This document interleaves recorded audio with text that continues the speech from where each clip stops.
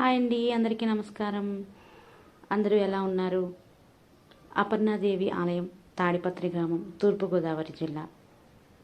Please subscribe, share Sunitha curry Sandeep creators YouTube channel.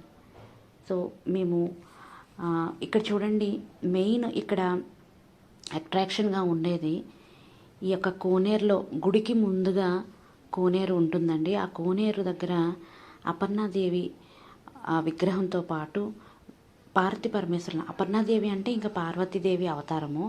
Parvati పరమేశ్వరులు ఇద్దరు back సైడ్లో చాలా ఒక ఎన్నో అంటే దాదాపు ఒక 8-9 అడుగులు విగ్రహం అండి. ఇలా అపర్ణాదేవి ఒంటి కాలు మీద శివుడి కోసం తపస్సు చేశారు అని చెప్పి అక్కడ పంతులు గారు మాకు ఏంటి గుడి తాలూకా వివరణ చెప్పండి అంటే, ఒంటి కాలు మీద అమ్మవారు శివుడి కోసం తపస్సు చేశారని చెప్పారు.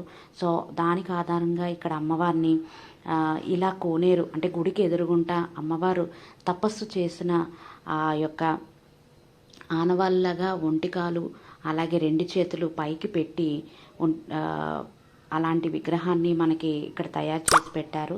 దానికి ఆనుకునే శివుని విగ్రహం కూడా 2 కలిపి పెట్టడం జరిగింది.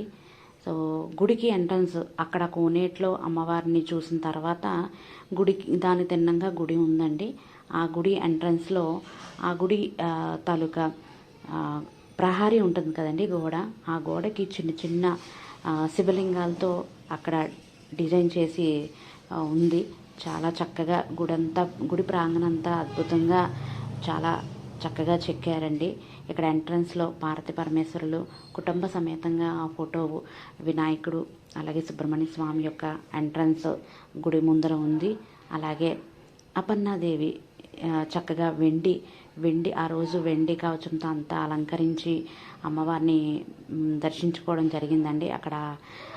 ఎందుకంటే వైశాఖ పౌర్ణమి, ఆ రోజు మేము వెళ్ళిన రోజు వైశాఖ పౌర్ణమి. ఆ పౌర్ణమి రోజు అమ్మవారికి ఆ రోజు ఉదయం అంతా కుంకుమ పూజలు అక్కడ అందరూ చేసుకోవడం జరిగిందంట. సో మేము ఈవినింగ్ వెళ్ళాం కాబట్టి పంతులు గారు చెప్పారు, పొద్దునంతా ఈరోజు వైశాఖ పౌర్ణమి కుంకుమ పూజలు జరిగాయి అని.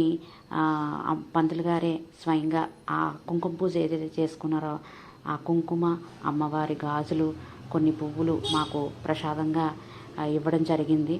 అలాగే అమ్మవారికి పక్కనే మహాశివుడు చక్కగా ఆ వెండి చూడండి, వెండి నాగేంద్రుడు, నాగేంద్రుడి కింద శివలింగము, ఇలా చాలా ఆ గుడంతా చాలా బాగుందండి.